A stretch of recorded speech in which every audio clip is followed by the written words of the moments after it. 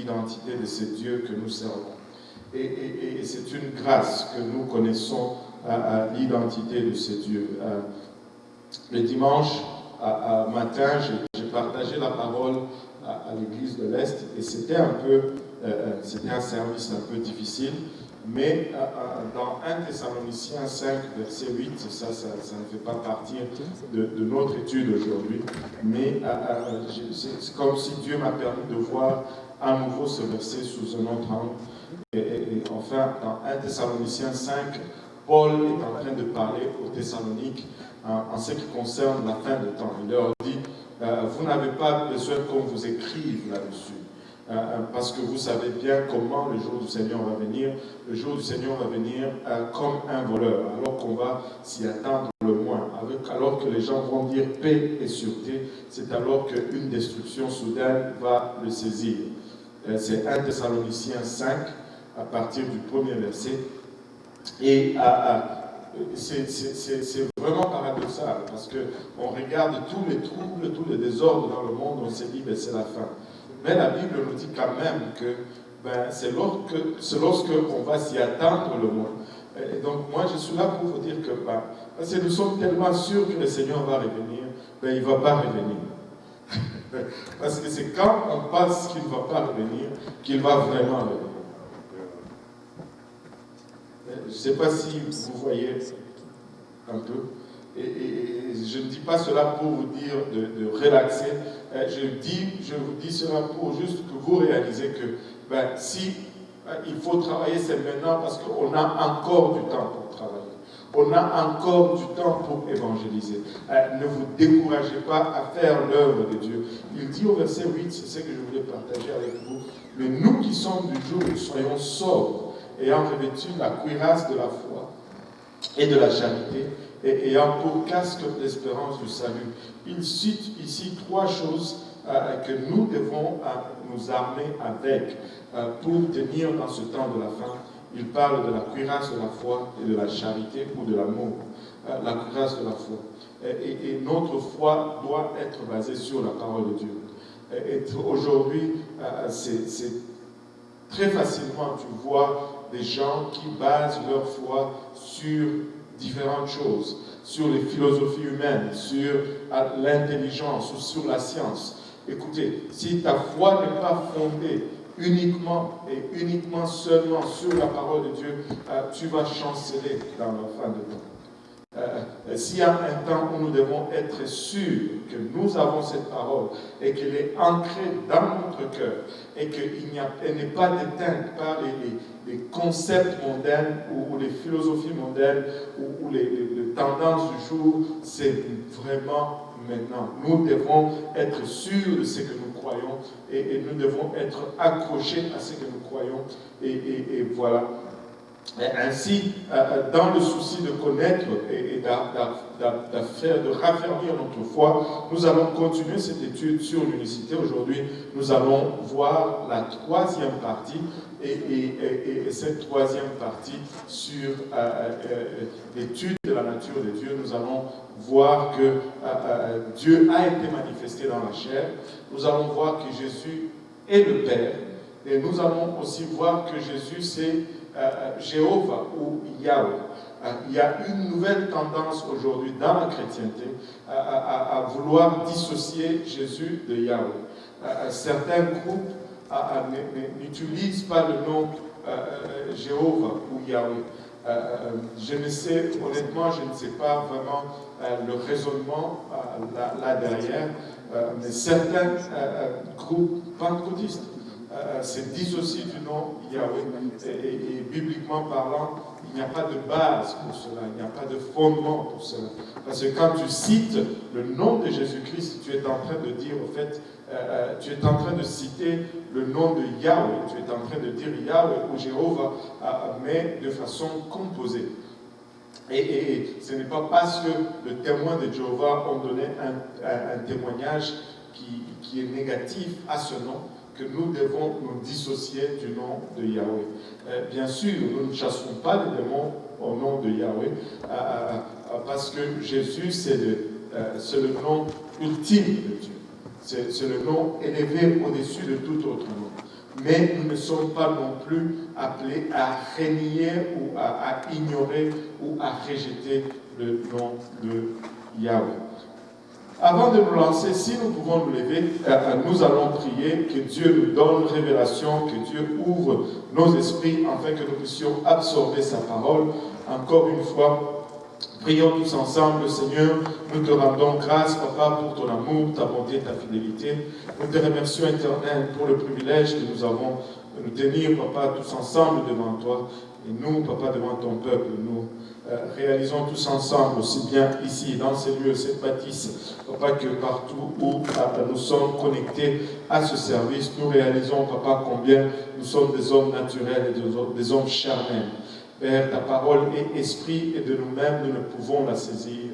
Nous avons besoin de ton aide. Papa, aide-nous, nous te prions. Aide-nous, Père, alléluia, tous ensemble à la recevoir et moi à la transmettre sans crainte, ni faveur, ni hésitation, Seigneur Jésus-Christ, et que cette parole puisse percer nos cœurs, Papa, et trouver une place où elle va germer, produire de fruits, et que ce fruit nous conduise jusque dans la vie éternelle.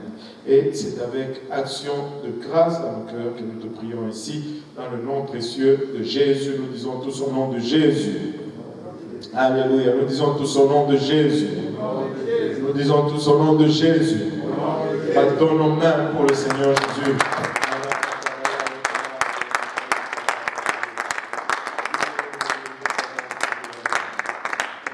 Jésus, alléluia, et vous pouvez vous asseoir. Alléluia. Donc, les deux premières parties, nous avons étudié, durant la deuxième partie, nous avons vu comment nous avons en fait une démonstration avec l'Ancien Testament et le Nouveau Testament que Jésus était Dieu. Nous avons démontré par des versets bibliques de l'Ancien Testament que Jésus était Dieu. Et nous avons démontré avec les versets du Nouveau Testament que Jésus était Dieu. Et aujourd'hui, nous allons prendre un angle un peu différent. Parce que si nous disons que Jésus est Dieu, nous ne régnons pas non plus que Dieu est esprit. La Bible nous dit dans Jean 24 que Dieu est esprit et ceux qui l'adorent, dans Jean 4 plutôt, que Dieu est esprit et ceux qui l'adorent en esprit et en vérité. Mais Jésus était un homme de chair. Donc c'est Dieu qui est esprit, a été manifesté dans la chair. Et c'est pourquoi à la première partie d'aujourd'hui, nous allons montrer que Jésus a été Dieu manifesté dans la chair. Parce que l'affirmation que Jésus est Dieu va impliquer obligatoirement, on n'aura pas d'autre choix que d'admettre que Dieu a revêtu la chair et comme un homme et qu'il est venu sur la terre en revêtant une chair humaine. En fait, c'est que la Bible nous dit pleinement. La Bible nous le dit tout simplement mot à mot. Des fois, nous voulons chercher tellement loin. Nous aimons que ça soit compliqué. Vous savez pourquoi nous aimons que ça soit compliqué? Parce que ça nous fait paraître intelligent. Ça nous fait paraître intelligent. Il n'est pas question d'intelligence, il est tout simplement question de connaître ce Dieu et de saisir son salut. Regardez 1 Timothée 3, le verset 15 et le verset 16 nous dit tout simplement et afin que tu saches, j'ai pris la version Osterwald, je m'excuse s'il y a un peu de différence avec votre version Louis II. La Bible dit tout simplement, et afin que tu saches si je tarde, comment il faut te conduire dans la maison de Dieu, qui est l'église du Dieu vivant, la colonne et la base de la vérité. Tu sais, il y a une autre fausse doctrine qui court. Je vais juste faire une petite pause. Que l'église, on ne peut pas avoir une église comme ça. Paul est en train de dire à Timothée comment se conduire dans la maison de Dieu qui est l'église. Dans la maison de Dieu qui est l'église du Dieu vivant. La colonne est la base de la vérité. Savez-vous que l'église est le garant de la vérité? vérité en ce qui concerne Dieu sur cette terre. Ah. C'est déjà important, déjà c'est chaud comme ça. Et il dit, il continue, et de l'aveu de tous, et de l'aveu de tous, et sans contredit, il dit, de l'aveu de tous, il dit que personne ne peut dire le contraire. Tout le monde le confirme. La version 8 secondes dit, et sans contredit.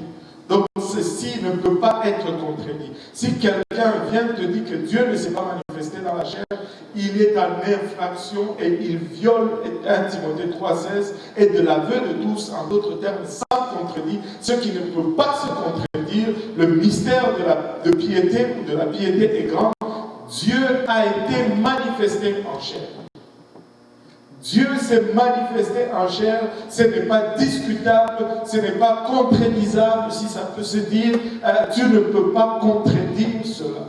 Dieu a été manifesté dans la chair, justifié par l'Esprit, vu des anges, prêché parmi les gentils, cru dans le monde et élevé dans la gloire. Comment tu peux argumenter avec une pleine et simple vérité comme celle-là? À moins que tu veuilles juste justifier une doctrine personnelle.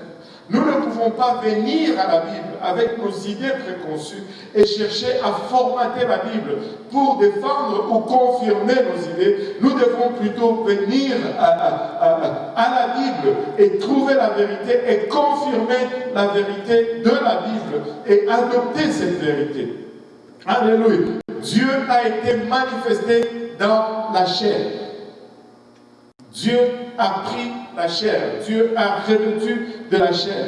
Regardez, la Bible continue tout le long. La Bible nous démontre clairement que Dieu a été manifesté dans la chair. La seule façon que Jésus soit divin, c'est que Dieu revête de la chair. Jean 1 et Jean 14, si on prend ces deux versets juste pour sauver le temps, la Bible nous dit, au commencement était la parole était avec Dieu et la parole était Dieu. Et elle continue à dire au verset 14 que la parole a été faite chair et elle a habité parmi nous pleine de grâce et de vérité et nous avons contemplé sa gloire, une gloire comme celle du Fils unique venu du Père. Cette parole qui était Dieu, cette parole s'est faite chair. Dieu s'est incarné, Dieu a revêtu de la chair et Jésus c'était ce Dieu tout-puissant dès le commencement qui a revêtu de la chair pour être visible. Littéralement, la parole a été mise sous tente. Il y a des versets ou des traductions littérales. Il dit la parole a été mise sous tente ou la parole a été mise sous tente dans la chair. Quand est-ce que Dieu s'est recouvert de chair? C'est lorsque Jésus est venu. Et si on combine ces deux versets, nous pouvons clairement le confirmer.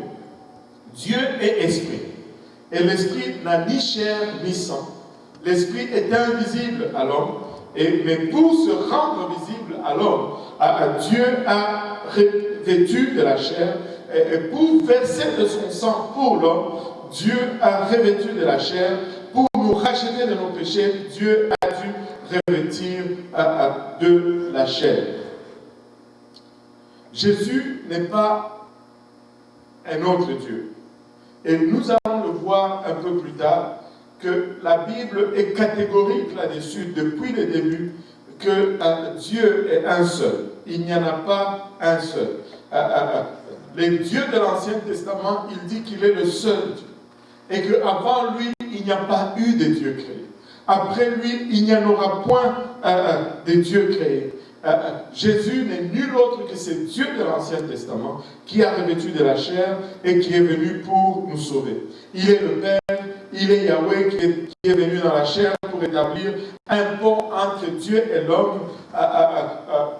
Parce que lorsque l'homme a péché, l'homme a été séparé de Dieu à cause du péché. Et Jésus a justement revêtu de la chair pour établir un pont entre nous qui étions maintenant éloignés de Dieu à cause de nos péchés. Il a revêtu de la chair comme un homme littéralement revêt d'un manteau. Et beaucoup de versets des Écritures déclarent que Jésus-Christ est le Dieu de l'Ancien Testament qui a tout simplement revêtu de la chair pour se révéler et pour nous réconcilier avec lui-même. Regardez 2 Corinthiens 5, 2 Corinthiens 5, 19. La Bible nous dit, car Dieu était en Christ. Il y a un de nos anciens qui avait trouvé une très bonne façon de démontrer que Jésus était Dieu manifesté dans la chair. Et cette façon était tout simplement une question très intelligente. Et sa question était, est-ce que la divinité était en Jésus-Christ ou Jésus-Christ était dans la divinité? Parce que le concept trinitaire dit implicitement que Jésus est dans la divinité. Jésus fait partir de la divinité. Ils sont Père, Fils et Saint-Esprit et Jésus fait partir de la divinité. Jésus est dans la divinité. Mais la Bible nous dit que non. La Bible nous dit que Dieu ou la divinité était en Christ. D'où nous pouvons regarder Jésus et dire qu'il est Dieu manifesté dans la chair. Car Dieu était en Christ, réconciliant le monde avec lui-même, pas avec son Père. La Bible nous dit que nous étions séparés de Dieu. Ésaïe nous dit, ce sont nos péchés qui nous séparent de l'Éternel. Nous avons été coupés de l'Éternel. Et ici, 2 Corinthiens nous dit que nous sommes en train d'être réconciliés avec lui-même. Et il a mis en nous la parole de la réconciliation. C'est pourquoi si tu ne prêches pas le ministère de la réconciliation, si tu ne prêches pas la réconciliation, tu ne l'as pas. Tu ne l'as pas. Ça, c'est un sujet pour un autre jour. Regardez dans Jean 1,18. Jean 1,18. Personne n'a jamais vu Dieu. Le Fils unique qui est dans le sein du Père est celui qui l'a fait connaître. J'ai déjà fait cette démonstration. J'aime un peu les maths. J'aime beaucoup les maths. Je devais dire j'aimais beaucoup les maths. Parce que c'est loin, longtemps en arrière. Une fois, j'étais bon en maths. Une fois. Et c'était ma matière préférée. Et vous savez, il y a une formule mathématique quand vous étudiez les ensembles. Si l'ensemble A est inclus dans l'ensemble B et que l'ensemble B est inclus dans l'ensemble A, cela signifie que A est égal à B. Alors, Jésus est dans le Père est en Jésus, donc Jésus égale. Je ne peux pas être en moi et me contenir. Je ne peux pas me contenir et être le contenant sans être moi. Il n'y a que moi-même qui peux accomplir cela. Enfin, je ne sais pas si le français est correct là-dessus. Personne n'a vu Dieu. Mais quand Dieu s'est fait chair, c'était la seule façon qu'il avait pour se révéler à nous. Des fois, on va poser des questions qui n'ont pas... il ne faut pas poser de telles questions. Pourquoi Dieu s'est révélé dans la chair? Tu veux dire que moi et toi, nous allons questionner les processus que Dieu a choisis? S'il a fait, c'est ce qu'il a fait. Il a fait. La question qu'on peut se poser, est-ce que Dieu s'est révélé dans la chair? Oui, ça on peut le démontrer. Mais pourquoi il a fait? Parce que s'il s'était manifesté en esprit, ou un éléphant, tu n'allais pas le croire sur moi. Allô? Personne n'a vu Dieu et le Fils unique, si ce n'est le Fils unique qui est dans le sein du Père et celui qui l'a fait connaître. Regardez, quand tu commences vraiment à étudier l'unicité, tu as vraiment, ça c'est l'université pour la parole de Dieu. Tu as l'impression que tous les versets ne parlent que de l'unicité. Tu découvres l'unicité à des places où tu n'as jamais pensé que ça pouvait être, en fait. Regardez ceci, Hébreux 1, versets 1 à 3. Dieu ayant autrefois parlé à nos pères à plusieurs reprises et en diverses manières par les prophètes, nous a parlé en ces derniers temps par son Fils qu'il a établi héritier de toutes choses par lesquelles aussi il a fait le monde. Qui a créé le monde? Dieu. Mais Hébreu nous dit que c'est le Fils qui a créé le monde. On a deux créateurs, si Jésus n'est pas Dieu. Et qui est dans la splendeur de sa gloire et l'empreinte de sa personne, et soutenant toutes choses par sa parole puissante. Oh, qui soutient toutes choses par sa parole puissante? C'est évident. Ayant opéré par lui-même la purification de nos péchés, s'est assis à la droite de la majesté divine dans les lieux très hauts. On va revenir dans le verset à controverse, probablement la séance prochaine, on va parler de ces versets comme la droite de la majesté de Dieu ou la droite de Dieu, et on va voir ce que ça signifie littéralement. Jésus est l'image du Dieu invisible. Dieu étant esprit est invisible à l'œil humain. Mais Jésus étant la manifestation charnelle de Dieu, le rend visible pour vous et moi ou pour les gens qui étaient de son époque. Plutôt Colossiens 1,15 nous dit, c'est lui qui est l'image du Dieu invisible et le premier-né de toutes les créatures. On explicitera aussi ce verset, il est le premier-né de toute créature. Dieu n'a pas été créé. Amen. Mais le corps de Jésus est le premier-né de toute créature. Je dirais que je perds la voix, ou ce sont les moniteurs. Alléluia. 2 Corinthiens 4,4 nous dit, pour les incrédules, dont le Dieu de ce siècle a aveuglé l'esprit, afin qu'ils ne soient pas éclairés par la lumière du glorieux évangile de Christ, qui est l'image de Dieu. Christ est l'image de Dieu. Il est Dieu voilé dans la chair. Littéralement, Dieu s'est enveloppé de la chair, il s'est voilé dans la chair. Le livre d'Hébreux nous dit que Dieu s'est littéralement voilé dans la chair. Et ça, c'est tout simplement extraordinaire. Regardez ceci. Hébreux 10, 20 nous dit que Christ a inauguré un chemin nouveau. Il dit un chemin nouveau et vivant qui nous a frayé à travers le voile, c'est-à-dire à travers sa chair.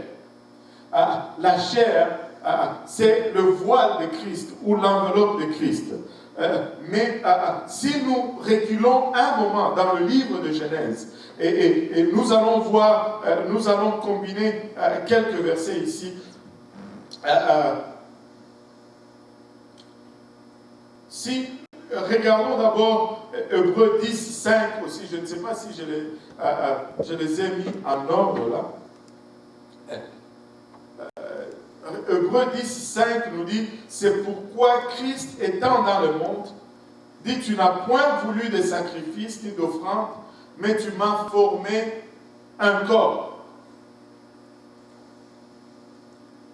Dieu ne voulait ni sacrifice ni offrande de la part de l'homme.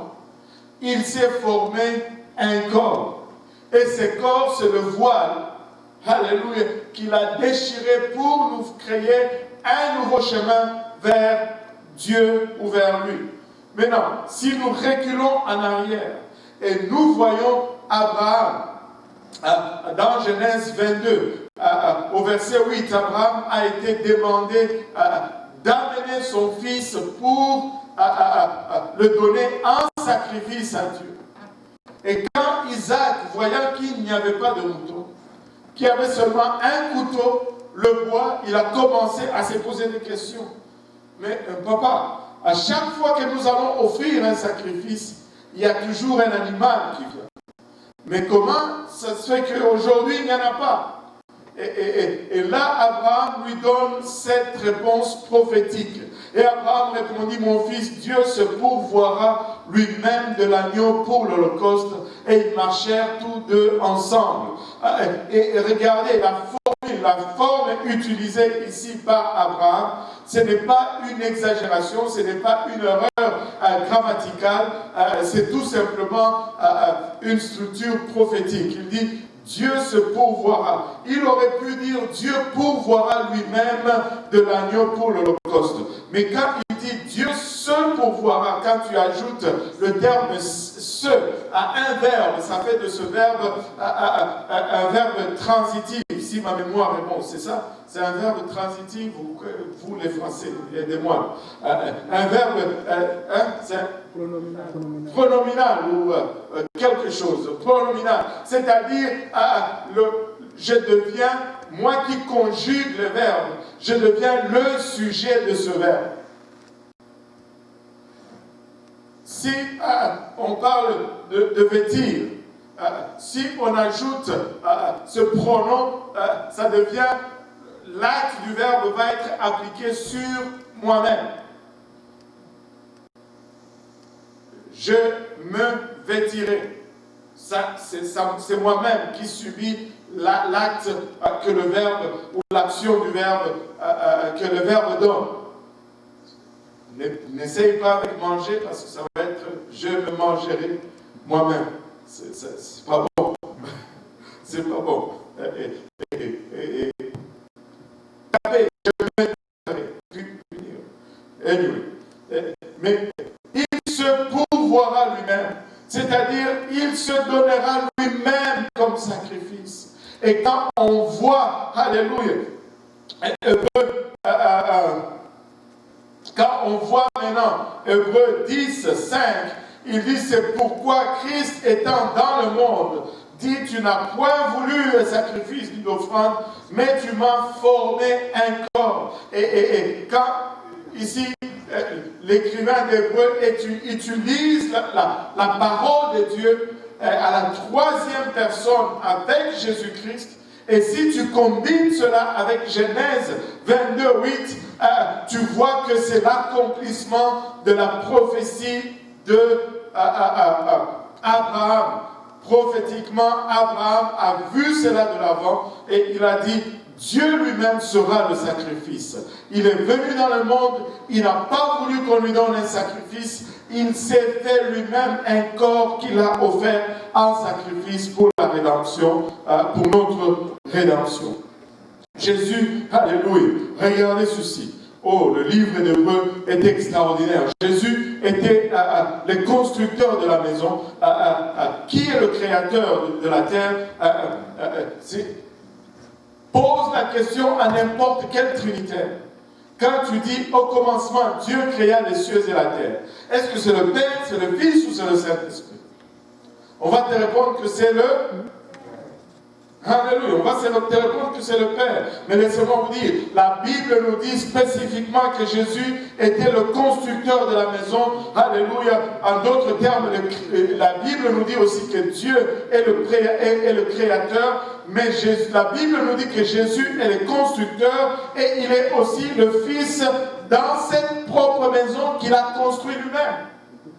Regardez, ça c'était un verset qui m'a fait danser un peu dans le bureau. Hébreux 3, versets 1 à 6. Regardez-moi ceci. C'est pourquoi, frères saints, qui avaient pris part à la vocation céleste, Considérez l'apôtre, le souverain sacrificateur de la foi que nous professons. Alléluia, savoir Jésus-Christ, qui a été fidèle à celui qui l'a établi, comme Moïse le fut dans toute sa maison. Et quand tu donnes cela, tu lis cela, les gens qui dissocient Dieu de Jésus commencent déjà à danser. Alléluia, dansera bien qui dansera le dernier.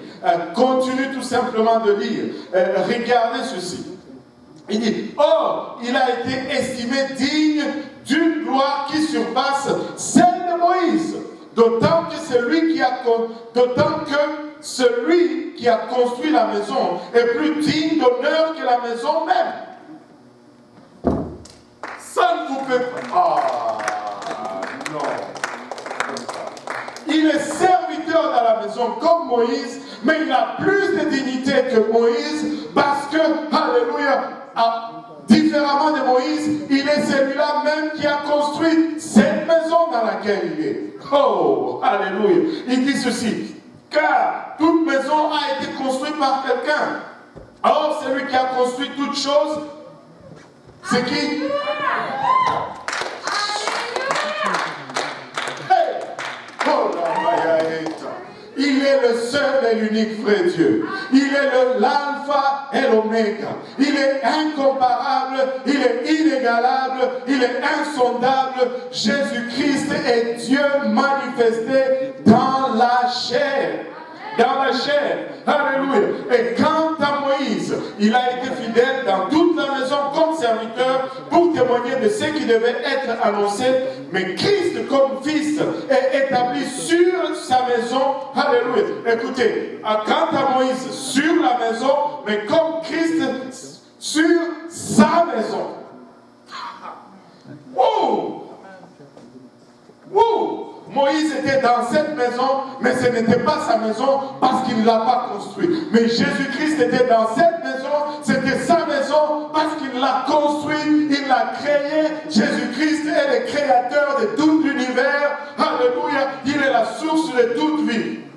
Alléluia, alléluia. Pourvu que nous conservions jusqu'à la fin la ferme confiance et l'espérance dont nous nous glorifions. Écoutez, nous devons être sûrs et assurés que nous sommes posés sur le fondement solide. Nous sommes basés sur Jésus-Christ, le seul et unique vrai Dieu. Pourquoi nous pouvons faire face à n'importe quoi? Parce que nous sommes fondés sur Dieu et non sur autre chose. Alléluia. Regardez, ce même Dieu qui a créé toutes choses, ce même Dieu qui a créé cette maison, il est venu vers sa propre création et cette propre création ne l'a pas reconnu. 1 Jean 10, 11 nous dit, parlant de la parole qui était Dieu, la parole qui était Dieu, il nous dit, elle était dans le monde. Et le monde a été fait par elle.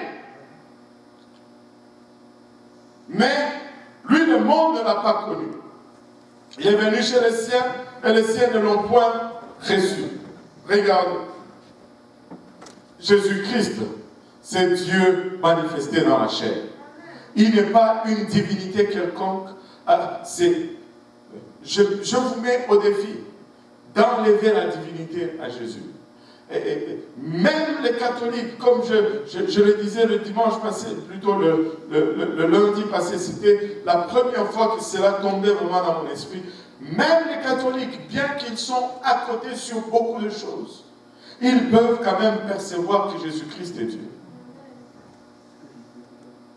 Ils ne peuvent pas le renier. Jésus est le Père. Jésus est le Père.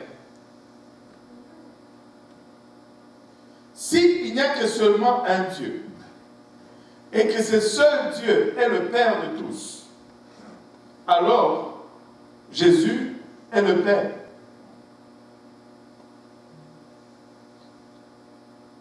Croyez-vous qu'il n'y a qu'un seul Dieu? Croyez-vous que ce Dieu est le Père de tous? Bon, alors j'arrête. Je pensais que quelqu'un allait me dire non, je ne crois pas, afin que je donne le verset. Mais là,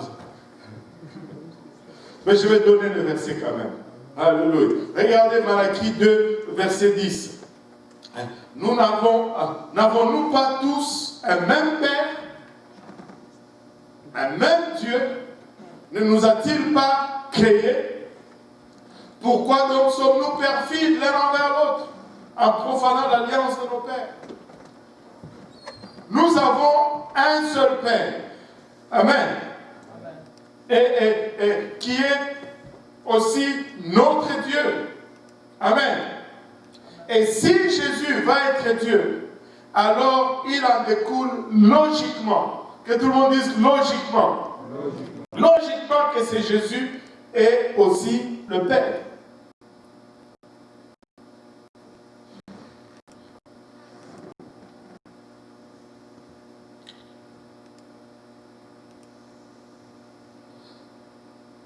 Nous pouvons le démontrer encore que Jésus est le Père. Prenons juste 2 versets. Premièrement, ça c'est le verset qui est connu de tous. Ésaïe 9,5 appelle Jésus le Père et le Fils. Mais voyons d'abord Ésaïe, plutôt Éphésiens 4,6. Éphésiens 4,6 nous dit quoi? Éphésiens 4,6 nous dit un seul Dieu est Père de tous, qui est au-dessus de tous, et littéralement nous dit parmi vous tous et en vous tous. On pourrait juste prendre ces versets. Parce que nous avons, la Bible nous dit que Christ en nous, l'espérance de la gloire. Mais Éphésiens nous dit que Christ, plutôt le Père, est en nous. Le même Dieu qui est Père de tous. L'Ancien Testament nous dit que Dieu, c'est le Père. Le Nouveau Testament nous dit aussi que Dieu est le Père. Donc, nous avons 2 témoins, c'est confirmé. Amen. Maintenant, Ésaïe 9,5 nous dit car un enfant nous est né, un fils nous est donné, et la domination ou l'empire est mis sur son épaule. On l'appellera admirable, le conseiller, le Dieu fort ou le Dieu puissant. Ésaïe appelle cet enfant qui est Jésus le Dieu fort, et il appelle également le Père d'éternité ou le Père éternel. En d'autres termes, Ésaïe confirme tout ce que les autres prophètes ont dit, que nous avons un seul Dieu qui est aussi notre Père. Et Ésaïe prend le temps de nous dire qu'il est notre Dieu et il est notre Père pour serrer l'affaire et qu'il n'y ait pas de confusion que Jésus est une autre divinité ou une autre entité hors de ces dieux de l'Ancien Testament.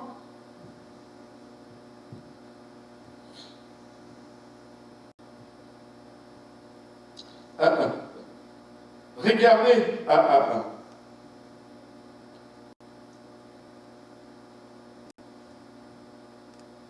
regardez avec moi Malachie 2,10. Est-ce qu'on l'a regardé? Oui, on l'a regardé. On l'a regardé. 2 Colossiens 2,9, plutôt Colossiens 2,9 nous dit car en lui, Jésus-Christ, toute la plénitude de la divinité habite corporellement.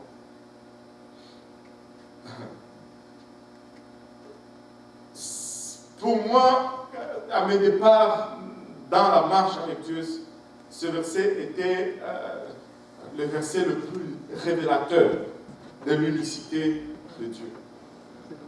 Parce que si tu le regardes tout simplement, il nous dit que toute la plénitude de la divinité habitait en Christ. C'est-à-dire que si je suis en besoin de quelconque divinité, je ne peux trouver cela nulle part ailleurs qu'en Jésus-Christ. Et cela pour moi a éliminé toute autre sorte de confusion. C'est-à-dire que même si ils étaient 3, le Père et le Fils et le Saint-Esprit, ils étaient tous en Jésus-Christ. En fait, c'est comme si l'unicité absorbe la Trinité. Même si, admettons, que tu croyais qu'il y avait 3 personnes en Dieu, mais ces 3 personnes se retrouvent en Jésus-Christ avec ce verset. Tu ne peux trouver le Père ailleurs si ce n'est en Jésus.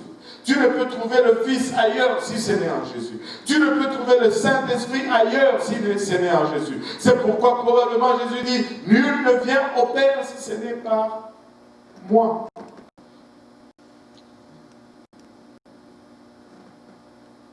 Jésus est le Père. C'est ce qu'il fallait démontrer. Maintenant, nous avons parlé de ce nom qui semble être controversé de nos jours, le nom de Yahweh. Mais la Bible, non seulement nous dit que Jésus est Dieu, la Bible est dans les détails. Elle nous dit que Jésus, c'est le Yahweh de l'Ancien Testament. En utilisant littéralement le mot Yahweh. Pas seulement le mot Dieu ou Elohim, non, Yahweh.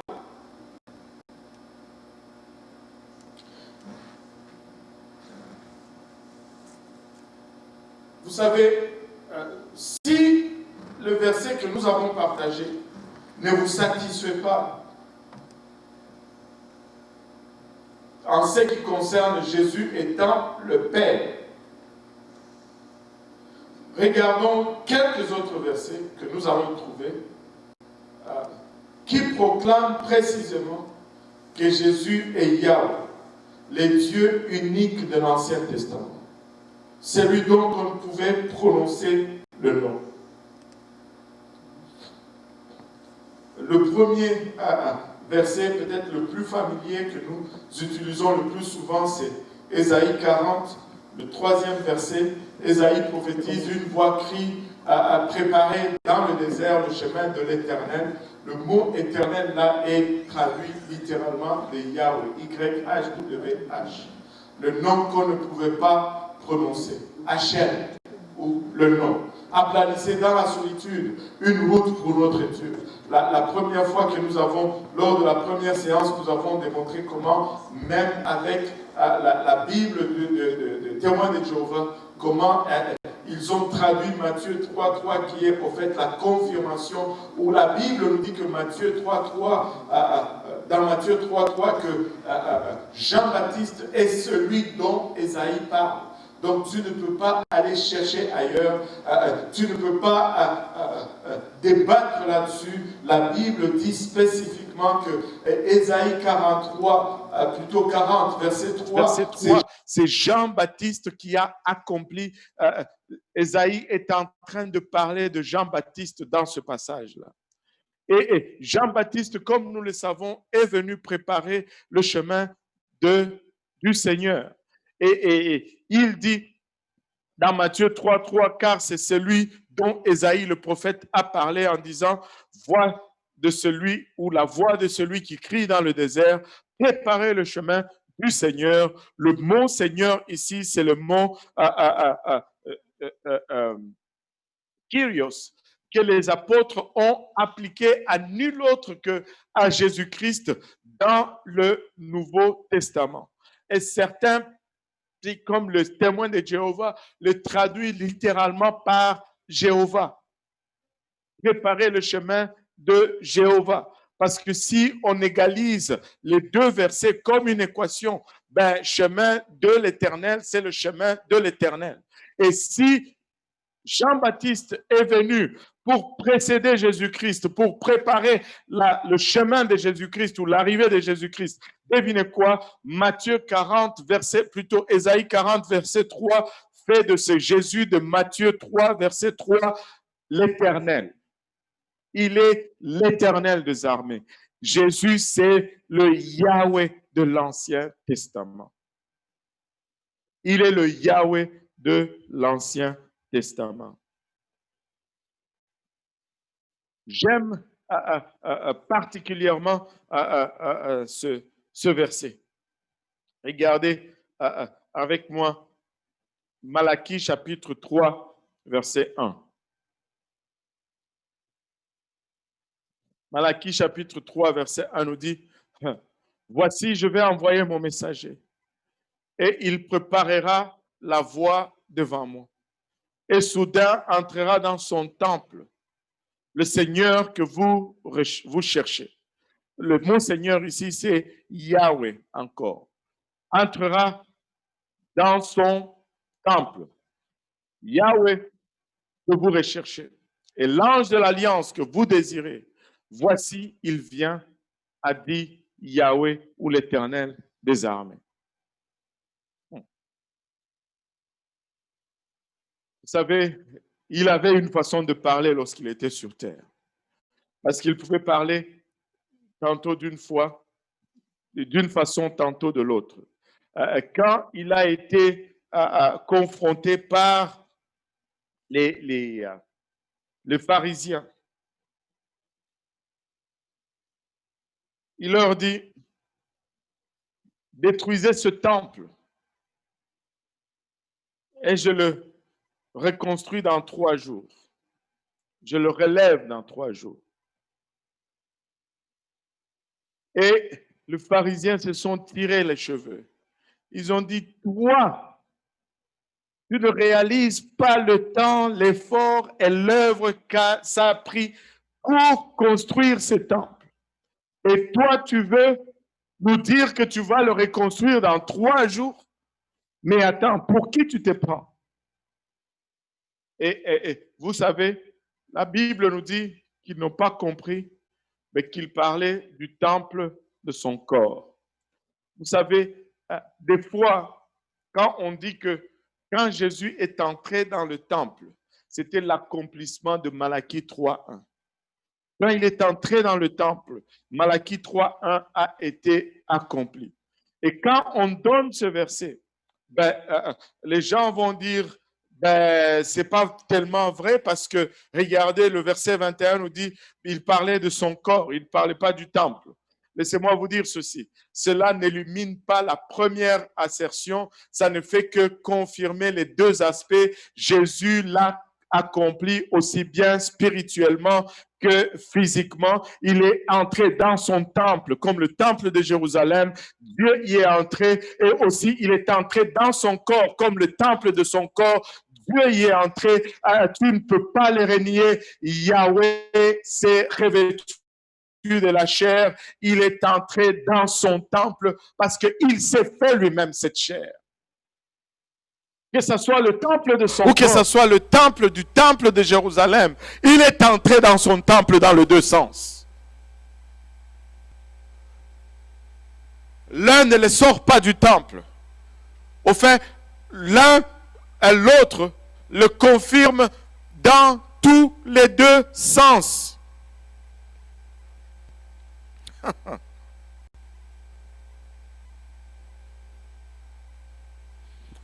Regardons un autre dernier verset pour aujourd'hui, ou avant-dernier. Regardez avec moi. Avez-vous déjà entendu parler de la droite de Dieu? Vous savez, quand la Bible parle de la droite de Dieu, cela ne se réfère jamais, que tout le monde dise jamais, à une location physique. Ce n'est pas un point GPS, la droite de Dieu. Parce que si je peux me tenir à la droite de Dieu, cela signifie physiquement, cela signifie automatiquement que Dieu n'est pas omniprésent. Je me rappelle, c'était au début, j'étais ici, il y avait une sœur qui était nouvelle dans le Seigneur. Et elle aimait beaucoup le Seigneur. Et elle aime encore beaucoup le Seigneur. Elle était à fond. Et c'était le service du soir. Moi, j'étais assis à cette chaise-là. Et vous voyez, des fois, les JPNL, comment ils vont faire? Pendant que le service se passe, ils sont en train de prêcher au frère qui est à côté d'eux ou à la sœur. Et c'était le cas. C'était tellement intense qu'il y a eu des questions. Donc, elles se sont levées, elles sont allées dans le bureau 3M là.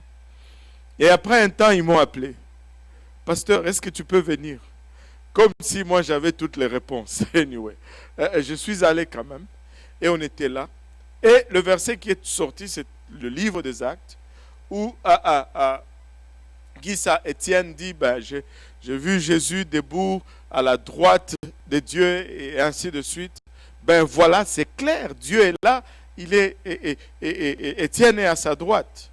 Et c'était la toute première fois que Dieu me donne cette inspiration.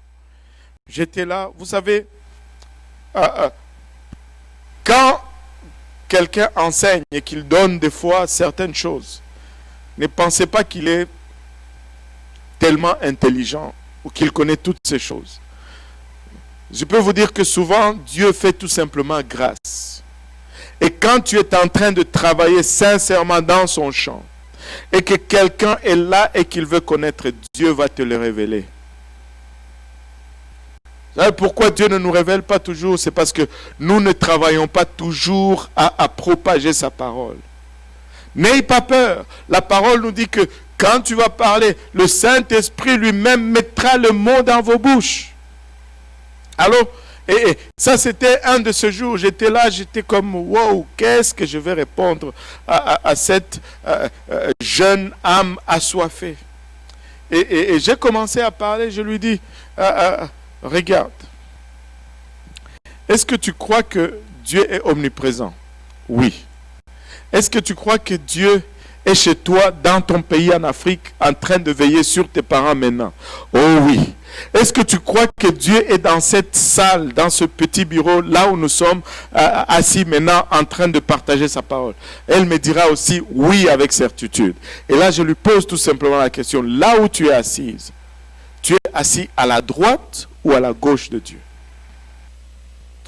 Elle a fait une pause, c'était peut-être 15 secondes ou 20 secondes. Puis elle a dit, je vais me faire baptiser au nom de Jésus-Christ. Et on est venu, on l'a baptisé au nom de Jésus. Dieu n'a pas de droite physique. Si je suis ici à la droite, c'est où la droite de cette chair? C'est ici, je pense, par rapport à moi, mais par rapport à vous, c'est de l'autre. Anyway. Et si je suis à la droite de la chair, je suis ici. Je ne peux être à la droite de la chair que parce que la chair s'arrête ici.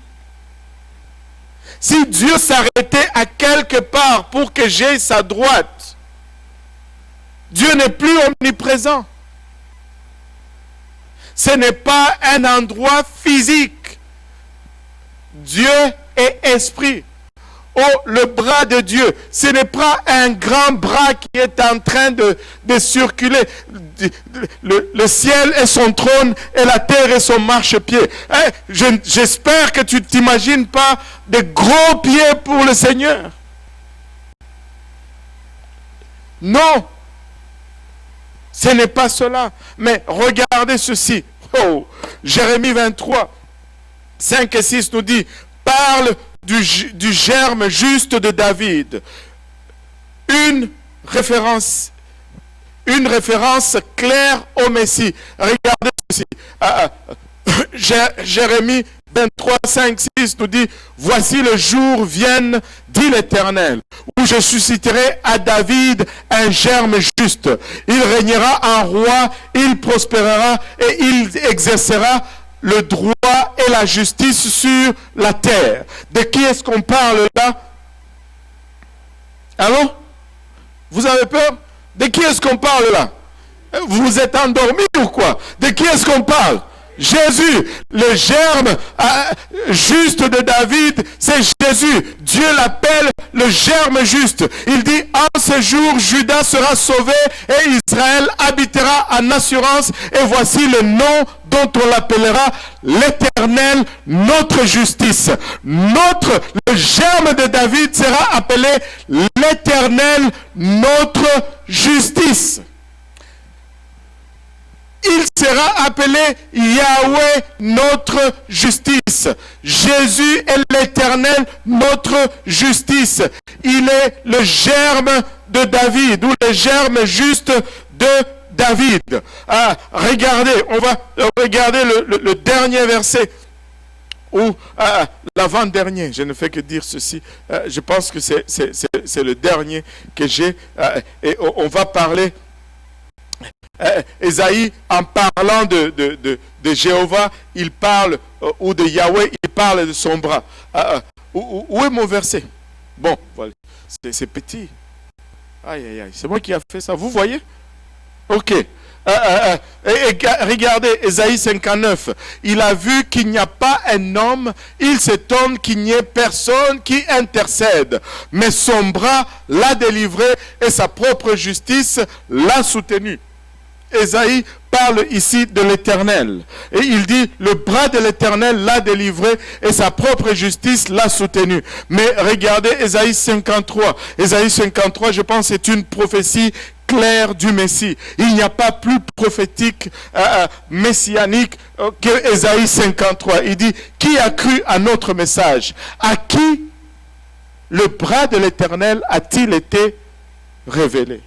Qui est le bras de l'Éternel? Jésus. Jésus est le Yahweh ou le Jéhovah de l'Ancien Testament. Alléluia. Il est monté devant l'Éternel comme un rejeton, comme une racine qui sort d'une terre desséchée. Il n'a ni beauté, ni éclat, ni qui nous le fasse regarder, ni apparence qui nous le fasse désirer. Laissez-moi vous dire ceci. La Bible dit et redit encore que Jésus, c'est l'Éternel, c'est Yahweh de l'Ancien Testament. Tu ne peux pas faire une étude honnête, sincère, en ce qui concerne la divinité, et ne pas arriver à la conclusion que Jésus, c'est Dieu. À moins que tu tordes les Écritures, que tu élimines certains passages de la Bible, mais il n'y a pas une autre façon de concilier les Écritures, si ce n'est d'arriver à la conclusion que Jésus, c'est le Dieu de l'Ancien Testament. Jésus est le Père, Jésus est Yahweh, et Jésus, c'est Dieu manifesté dans la chair. Voilà ce qu'il fallait démontrer pour aujourd'hui. Et nous allons passer à la partie de questions, parce qu'il est déjà 21h04. Les temps courent, nous avons très peu de temps, nous ne voulons pas rester ici jusqu'à 22h, 23h. Mais laissez-moi vous dire ceci. Une étude de la parole de Dieu nous démontre clairement que Jésus est Dieu. Est-ce qu'il y a des questions par rapport à ce que nous avons vu aujourd'hui?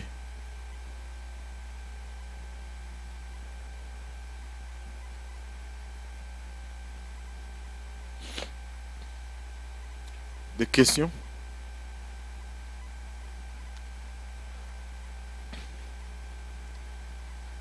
Le frère Brunel n'est pas là.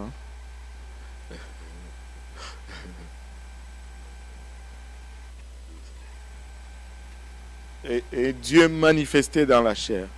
Ouh, il y a quelqu'un qui veut envoyer ses pasteurs se reposer vite à la maison. Gloire à Dieu. Alléluia. Laissez-moi vous dire, si je savais qu'il n'y allait pas y avoir de questions, j'allais pousser ça un peu plus loin. Mais on va revenir à... Il y a une question en ligne. Ou sur le téléphone du pasteur Yannick. Oui.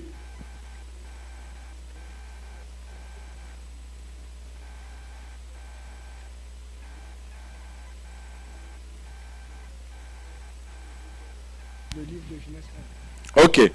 Genèse 1, 26. Est-ce que tu peux nous mettre Genèse 1, 26 là?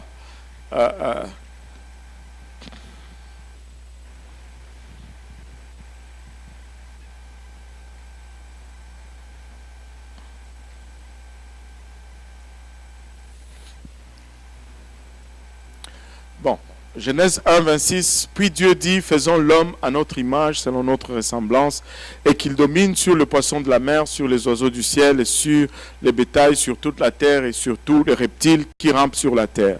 La première chose qu'on remarque d'abord ici, c'est que Dieu est au singulier. Même si on dit oui, mais quand on regarde en hébreu, Dieu c'est Elohim, et Elohim c'est pluriel, mais Elohim c'est un pluriel, pas un pluriel de quantité, mais c'est un pluriel plutôt d'attributs. Et Elohim ou Dieu va toujours être accompagné avec des verbes au singulier. Pour souligner que ce n'est pas une pluralité d'entités ou de personnes, mais c'est une pluralité d'attributs. Donc, puis Dieu dit, singulier, amen, faisons l'homme à notre image, selon notre ressemblance. Et la plupart des trinitaires vont te dire qu'ici que c'est Dieu le Père qui parle et qui nous dit faisons l'homme à notre image, selon notre ressemblance, en incluant le Fils et le Saint-Esprit, ce qui veut dire que les trois vont être engagés dans la création. Mais ce raisonnement tombe tout de suite parce que quand on lit le verset qui suit et qu'on voit l'acte en train d'être fait, Genèse 27, juste un clic en bas, voilà, et Dieu créa l'homme à son image. Et quand on voit maintenant l'acte de la création, c'est au singulier. Il créa l'homme à son image, il le créa à l'image de Dieu, il le créa l'homme et la femme. Si c'était trois, une multiplicité de personnes, ça n'allait pas être Dieu créa l'homme, ça allait être Dieu créèrent l'homme à leurs images. Or, ce n'était pas ça, c'est pas ça, c'est Dieu créa l'homme, ça tombe au singulier. L'explication d'ici est très simple. Le verset 26, si on revient au verset 26, c'est un discours direct. C'est-à-dire le narrateur, dans ce cas-ci, Moïse, nous rapporte les paroles de Dieu telles qu'il les a entendues. Et Dieu parle au pluriel parce qu'il est une majesté. Et Dieu parle au pluriel parce qu'il se parle lui-même. Et Dieu dit, faisons l'homme à notre image. Mais quand le narrateur commence à nous raconter ce qu'il observe ou la création en train de prendre place, il revient au singulier parce qu'il voit une seule entité, un seul Dieu, un seul esprit en train de créer l'homme. C'est pourquoi au verset 27, il retombe au singulier et il dit, et Dieu créa l'homme à son image. Alléluia. Maintenant, dans le chapitre 11, on voit cette même forme de discours. Cela ne fait que nous confirmer que quand Dieu parle, il va parler au pluriel, comme s'il était nombreux, mais ce n'est pas parce qu'il est nombreux. Et aujourd'hui, c'est juste une forme, comment on dit, un style de discours que nous utilisons aujourd'hui qui marque la souveraineté ou la politesse. Nous utilisons aujourd'hui le vouvoiement quand nous disons pouvez-vous répondre à cette question. Ce n'est pas parce que je suis nombreux, je suis un seul, mais c'est une forme de discours ou un style, une figure de style qui dénote le respect. Maintenant, dans Genèse 11, on voit Dieu qui observe d'abord. Donne-moi Genèse 11, je pense que c'est le verset 7, si je ne m'abuse. Bon, voilà. Dieu dit, allons. Bon, pour que ça fasse du sens, donne-moi 6. Et l'Éternel dit. D'abord, l'Éternel dit. Premièrement, est-ce qu'on est d'accord que l'Éternel, c'est Dieu? Allô? Et l'Éternel dit, singulier. Amen. Voici les hommes, ils forment un seul peuple et ont tous une même langue. Et c'est là ce qu'ils ont entrepris maintenant. Rien ne les empêcherait de faire tout ce qu'ils auraient projeté. Et au verset 7, le verset qui semble donner confusion, c'est le même Éternel qui a dit. C'est le même Éternel qui a dit, au singulier. Il dit, allons, descendons, et là, confondons leur langage, afin qu'ils n'entendent plus la langue les uns les autres. Encore là, le narrateur est en train de nous rapporter le discours direct, les paroles de Dieu comme il les entend. Et si on continue, je pense, verset 8, regardez. Et l'Éternel, singulier, les dispersa loin de là, sur la face de toute la terre et ils cessèrent de bâtir. L'Éternel, encore une fois, singulier. Il les dispersa. S'ils étaient à 3 à disperser les gens, la Bible allait nous dire, et ils les dispersèrent parce qu'ils sont allés et ils sont allés les confondre. Mais ce n'est pas singulier, c'est pluriel, c'est parce que c'est juste... Ok. Ça veut dire que j'ai fini ou c'est parce que ça veut dire que c'est vrai. Parce que si c'était faux, ça allait faire... Mais là, ça fait... Ça veut dire positif. Alléluia. Et maintenant, si c'était le pluriel de pluralité ou de plusieurs entités, ça allait se refléter dans le 8e verset. Mais il n'y a qu'une seule entité, un seul esprit divin qui accomplit ces choses. Il n'était pas 3 à aller disperser les gens sur la face de la terre, c'était lui seul, Dieu. Et c'est tout simplement ce qui est en train d'arriver là. Alléluia. 2 autres questions. 2 autres questions. J'ai célébré la victoire trop vite. Ouais. Là. Celle sur YouTube, frère Gaël Nao, Madison, Wisconsin. Ouh, super. Ouais. Bonsoir, pasteur, je m'excuse. Ne t'excuse pas, c'est bon, on aime ça. Vous répétiez, mais alors pourquoi l'analogie à la droite de Dieu a-t-il alors employé?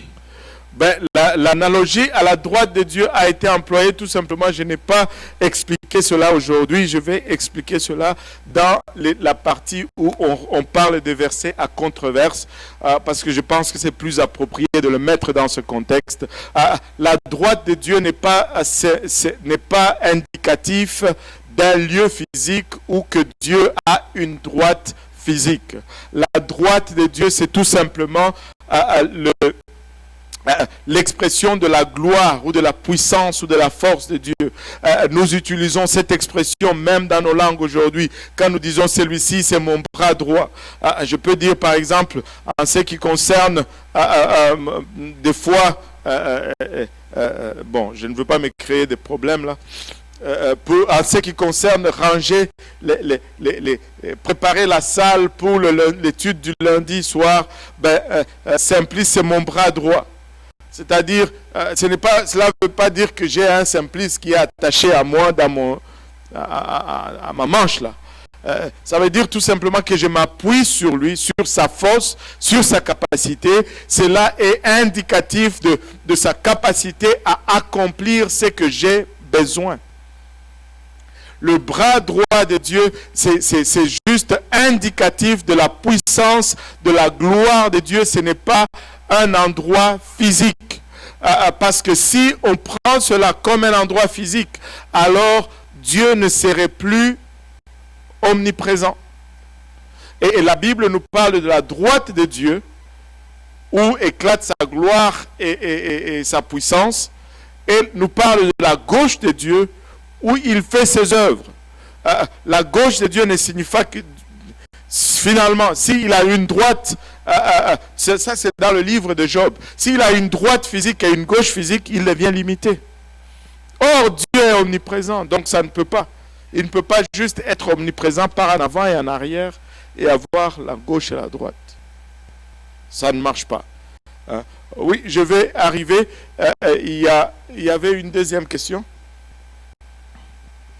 Oui, l'autre question, c'est que quand je discute avec des trinitaires, oui. La personne dit qu'ils font référence toujours à 1 Corinthiens 10, verset 4, qui dit ceci, qu'ils ont tous bu le même breuvage spirituel, car ils buvaient à un rocher spirituel qui les suivait. Ce rocher était Christ. Pourquoi ils font référence à Christ comme qui existait dans le temps? Parce qu'on fait référence au rocher Christ. Et ça, c'est juste...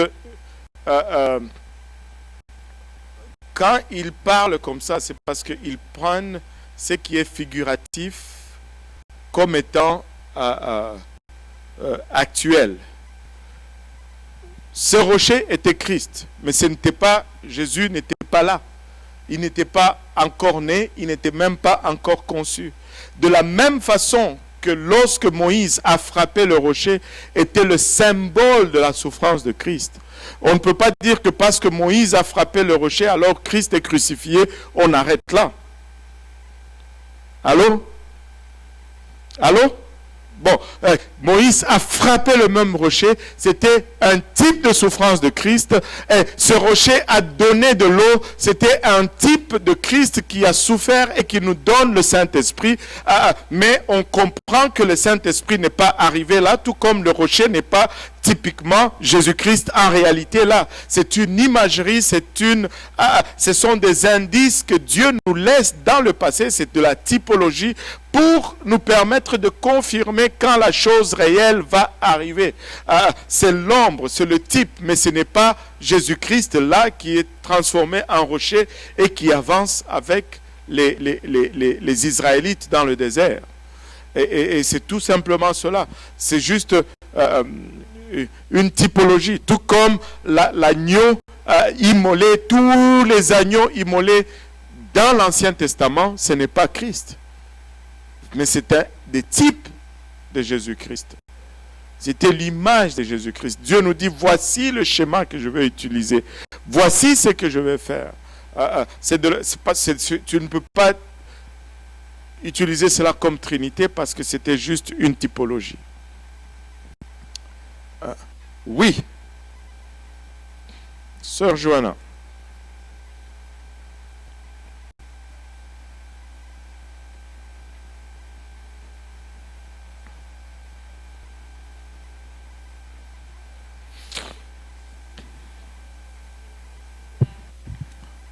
C'est pas une question, voilà. C'était plus un verset pour enchérir par rapport à la droite de Dieu.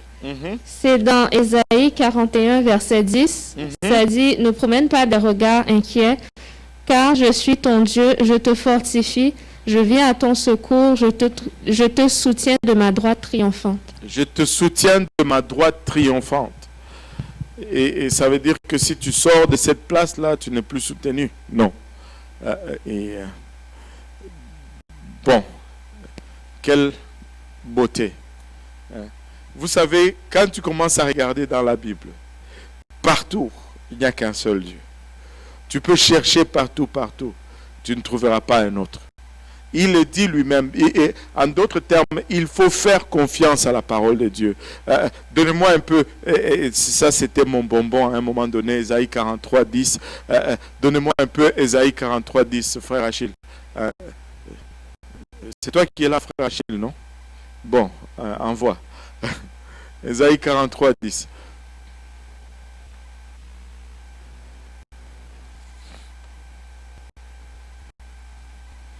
Ésaïe 43, 10. Vous êtes mes témoins, dit l'Éternel, vous et mon serviteur que j'ai choisi, afin que vous le sachiez, que vous me croyez et que vous compreniez que c'est moi. Avant moi, il n'y a point été formé de Dieu, et après moi, il n'y en aura point. Écoutez, il y a de ces choses qui sont pleines et simples. Il dit, avant lui, on commence par la fin là. Avant lui, il n'y a pas eu de Dieu formé. Et après lui, il n'y aura point de Dieu formé. Il est le seul Dieu qui est et qui sera. Et là, il dit que vous êtes mes témoins, dit l'Éternel, vous et mon serviteur. Le serviteur ici, c'est Jésus que j'ai choisi, afin que vous le sachiez, que vous me croyez et compreniez que c'est moi. Ça semble un peu énoncé différemment. C'est ça le problème quand on traduit d'une langue qui était plus riche que notre langue aujourd'hui. Qu'est-ce qu'il est en train de dire? Ça semble un peu échevelé, mais c'est très clair. Il dit, vous êtes mes témoins, dit l'Éternel, vous et mon serviteur que j'ai choisi, afin que vous sachiez. C'est quelque chose de très important vu le triple insistance qu'il met ici. Vous devez savoir, vous devez croire et que vous devez comprendre que c'est moi. Mais c'est toi quoi?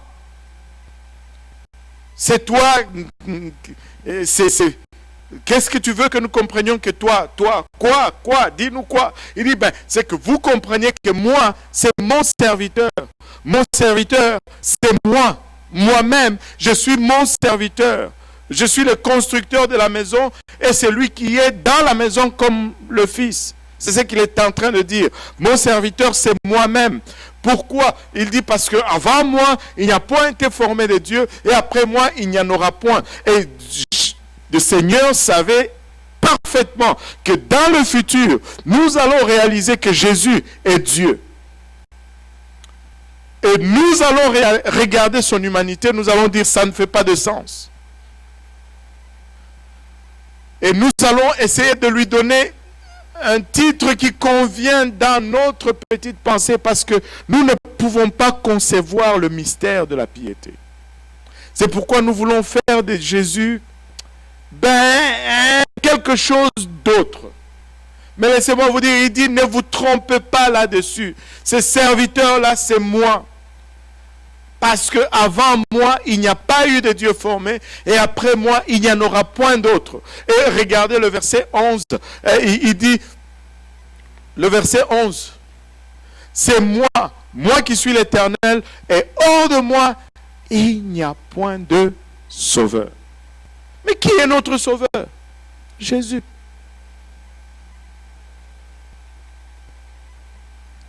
Aussi simple que ça. C'est qu'il fallait démontrer.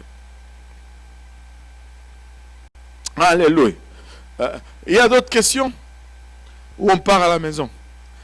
Oh, man, le frère Robert, maintenant on a suscité des questions maintenant. Hein?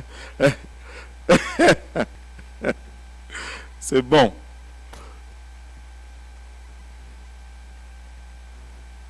Oh, oui. Bon, ok. Premièrement, comme j'ai dit auparavant, je n'ai aucun doute savoir que Jésus-Christ est notre Dieu, notre Père. J'ai eu, il y a quelques instants, des réflexions au niveau de la période de la crucifixion de Jésus-Christ. Et dans les écrits, il y a tellement de contradictions dans les textes qui nous ont été rapportés. Et je me pose la question, le pourquoi. Est-ce que c'est fait par exprès ou quoi? Je vais vous donner l'exemple. Lorsque Laron a pris la défense il a passé un mauvais commentaire à l'autre Laron, l'autre criminel, en parlant de Jésus-Christ, qui était une personne qui avait commis aucune faute. Et Jésus-Christ répondit que grâce à ta foi, à ce moment-ci, tu seras assis à ma droite. Vous avez ensuite Jésus-Christ et dit, pourquoi m'as-tu abandonné? En s'écriant à son Père. Oui. Quand nous savons que Jésus-Christ est notre Père, notre Dieu. Oui. Alors, ça, c'est deux exemples que je donne et moi, je suis venu à ma propre conclusion. On dirait que c'est fait comme par exprès pour tester les personnes, à savoir jusqu'à où va leur foi. Ou en tout cas, le pourquoi que c'est écrit de cette façon-là. Oui, c'est très simple. Premièrement, ça a été écrit de cette façon-là parce que c'est ce qui est vraiment arrivé. Maintenant, moi je crois que la description de la crucifixion et de tout ce qui suit a été rapportée fidèlement. Maintenant, il va y avoir des descriptions différentes de ce qui se passe. Mais ça, c'est normal, c'est très attribuable, c'est très facilement attribuable au fait que ce sont des écrivains différents et ils ont juste des perspectives différentes. Maintenant, ce qui est fondamental, je pense, à expliquer là-dedans, c'est que comment c'est Jésus qui est Dieu manifesté dans la chair puisse crier « Mon Dieu, pourquoi tu m'as abandonné ?» Premièrement, si nous allons juste purement par l'écriture, ce cri était prophétique. C'est un des psaumes qui a été dit prophétiquement par David. qui confirme en fait que Jésus est bien celui qu'il a prétendu être, parce que c'était l'accomplissement d'une prophétie. Deuxièmement, je pense que je l'ai expliqué peut-être la première session, c'est que cela est expliqué très clairement ou très simplement par la double nature de Jésus. Il était à 100% homme, mais il était également à 100% Dieu. Comme homme, il était à 100% comme nous. C'est-à-dire, il faisait face à la fatigue, il faisait face à la faim, il faisait face aux douleurs de la même façon que nous. Et il y a une raison pourquoi Dieu a pris une nature semblable à la nôtre. C'est parce que c'est cette nature qu'il venait pour racheter. Il venait établir une façon de racheter cette nature que nous sommes. S'il a pris une autre nature, ça n'allait pas fonctionner sur nous. Donc, une flèche dans Jésus-Christ allait le tuer comme une flèche en nous pourrait nous tuer. Maintenant, quand il est allé à la croix, au fond, il a vécu toute sa vie sans péché, parce qu'il a été conçu par le Saint-Esprit.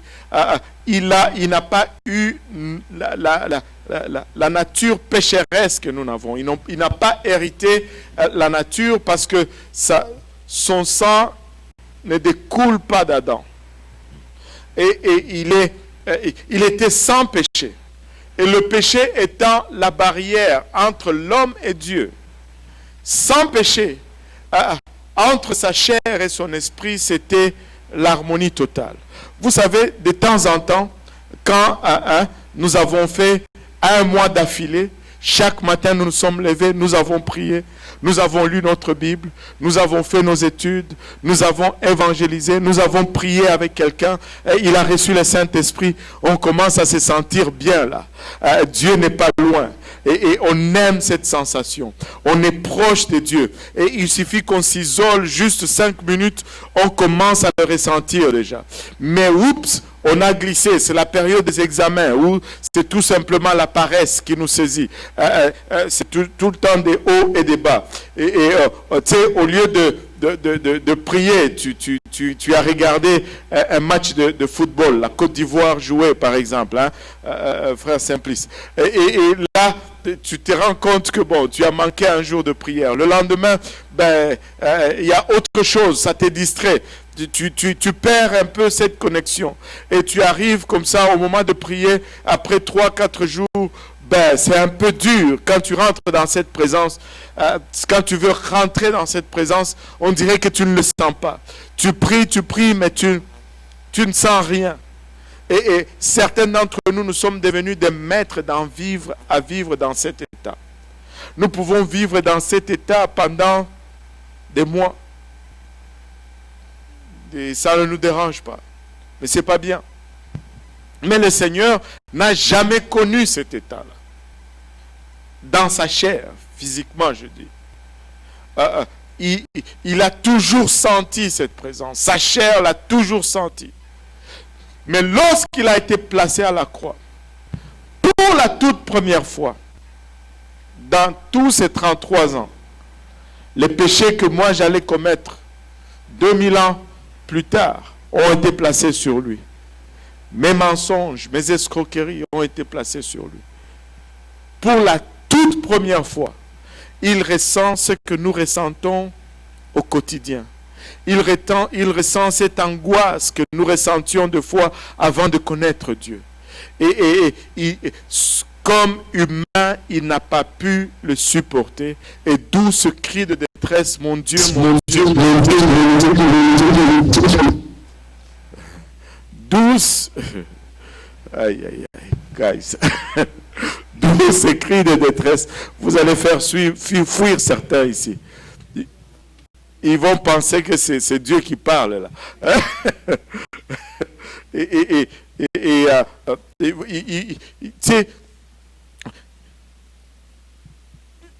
Dans sa chair, il était comme nous. Et il a poussé ce cri d'angoisse parce qu'il ressentait cette séparation. Mais cela ne veut pas dire que Dieu l'a abandonné.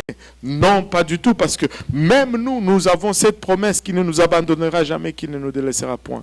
Mais ce que nous ressentons, c'est une chose. Et il a ressenti et il a poussé ce cri de détresse. Et laissez-moi vous dire,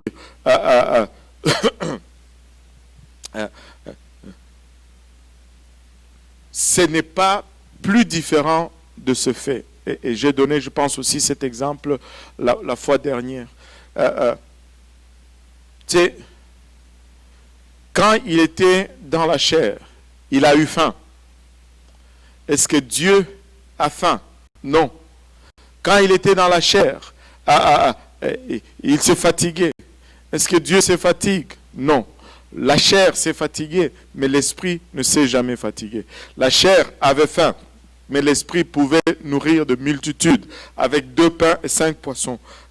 La chair ne pouvait pas connaître ni le jour de son retour, mais l'esprit connaît toutes choses et rien n'échappe à son contrôle. Il lit même les pensées. Savez-vous quoi? La chair lit même plutôt l'esprit lit même le pensée de tous. Jésus, il était à 100% homme et il a exhibé toutes les caractéristiques de la nature humaine et il était à 100% Dieu et il a exhibé toutes les caractéristiques de la nature divine. Et les deux ne sont pas en conflit. Les deux ne sont pas du tout en conflit. La question Zoom.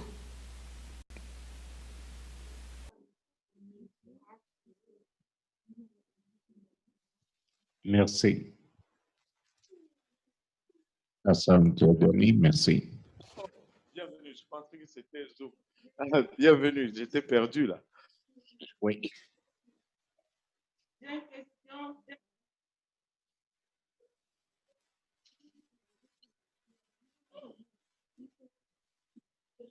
J'ai une question.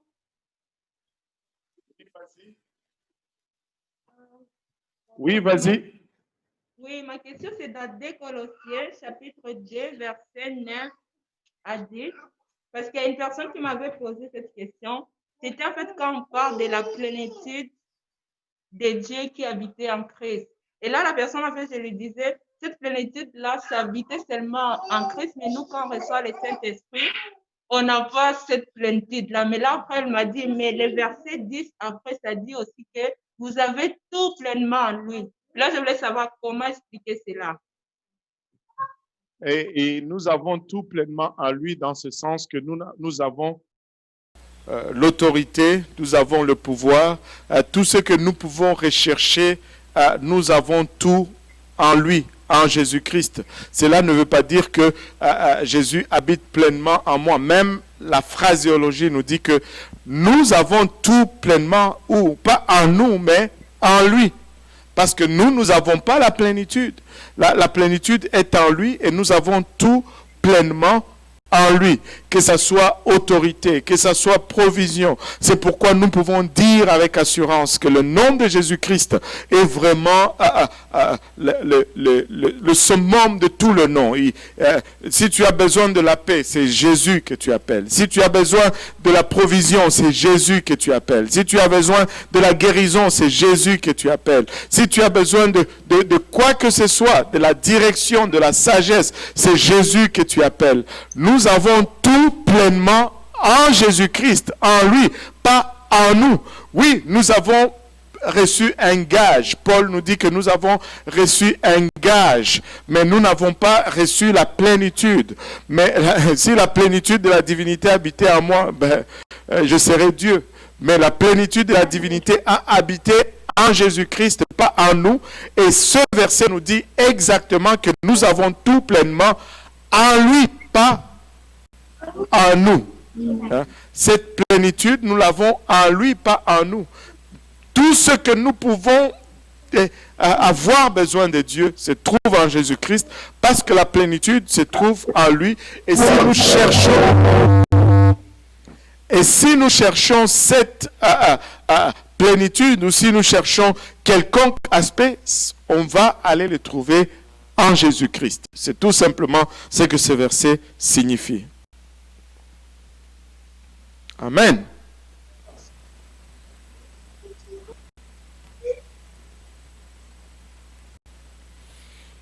Alléluia. Et j'ai entendu cette tendance à dire que Jésus, c'est comme nous avons reçu le Saint-Esprit, Dieu habitait aussi en lui.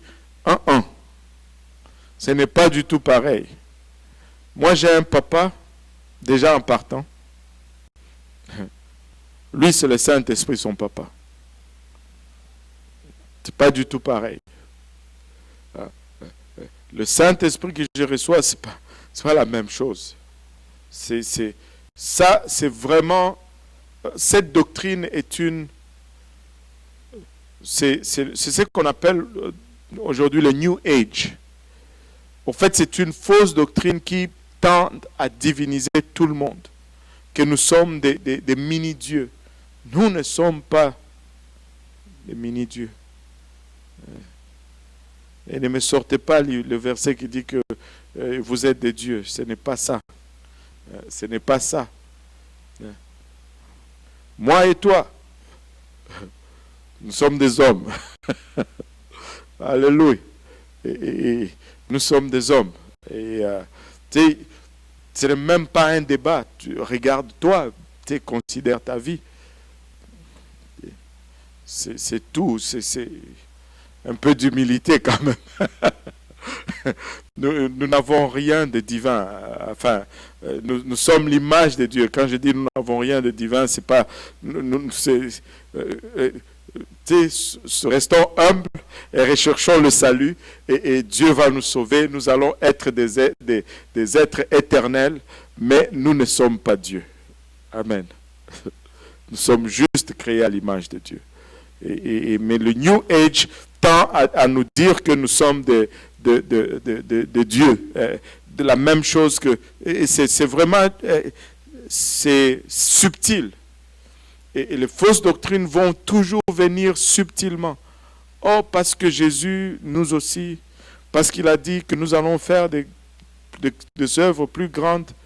Ouais, essaie de comprendre qu'est-ce qu'il est en train de dire là. C'est toute une autre chose. Anyway, on ne va pas entrer là-dedans aujourd'hui. Et ainsi vient de s'évanouir mon espoir de rentrer tôt à la maison. Il est déjà 21h40. Il n'y a plus d'autres questions? Comme il n'y a plus d'autres questions, on va conclure rapidement. Mais si vous avez des questions, notez-les. Ce n'est pas la dernière session qu'on va faire sur l'unicité. On va revenir là-dessus, même après la conférence. Ce n'est pas grave. Je pense que ça vaut la peine de creuser et d'avoir cette certitude que nous, de notre foi, nous croyons en un seul Dieu qui s'est manifesté dans la personne de Jésus-Christ, comme nous l'avons démontré. Si nous pouvons nous lever tous ensemble, on va aller vers le Seigneur en prière. Alléluia.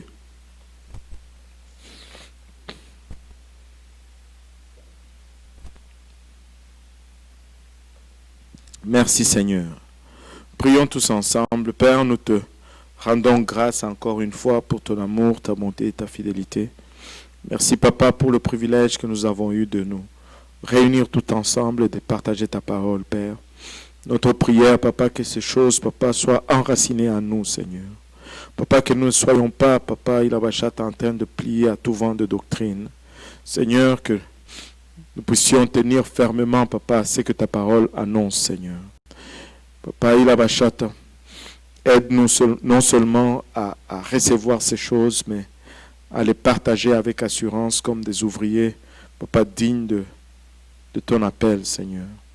Merci encore une fois, Papa, pour ce privilège. Merci pour le moment que nous avons passé ensemble. Merci pour ta parole. Nous prions, Père, que cette parole demeure en nous. Ne permet pas, Seigneur, à l'ennemi de venir et de voler cette sémence.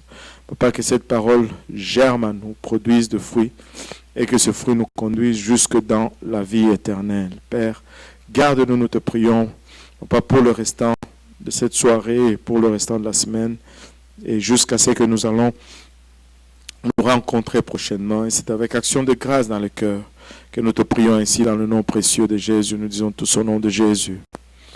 Alléluia. Si nous pouvons battre nos mains pour le Seigneur. Alléluia, Jésus. Alléluia, Seigneur. Alléluia. N'oubliez pas nos réunions de prière à Saint-Jérôme, à Montréal-Nord, à l'Est, sur Hochelaga et à Beaubien. Le temps de prière, soyez là, soyez nombreux. Nous pouvons avoir au moins 25 personnes à chaque place. Nous voulons vous y voir pour la prière. Que le Seigneur vous bénisse.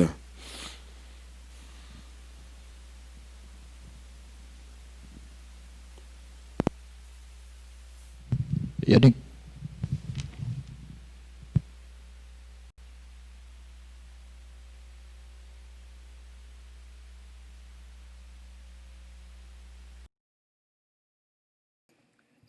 Mesdames et messieurs, merci d'avoir été avec nous. Gardez-nous en prière. Beaucoup de choses encore à faire, mais on a beaucoup évolué. Que Dieu vous bénisse. C'était le frère. L'année prochaine diffusion. Demain, ce sera vraiment un service juste de prière pour Schlaga, mais on doit vous confirmer parce que nous avons aussi un autre test à faire, juste avec un des pasteurs à la conférence. Donc, gardez-nous en prière. On vous confirmera si on a service demain pour Schlaga. Demain. Que Dieu vous bénisse. C'était le frère. Au revoir.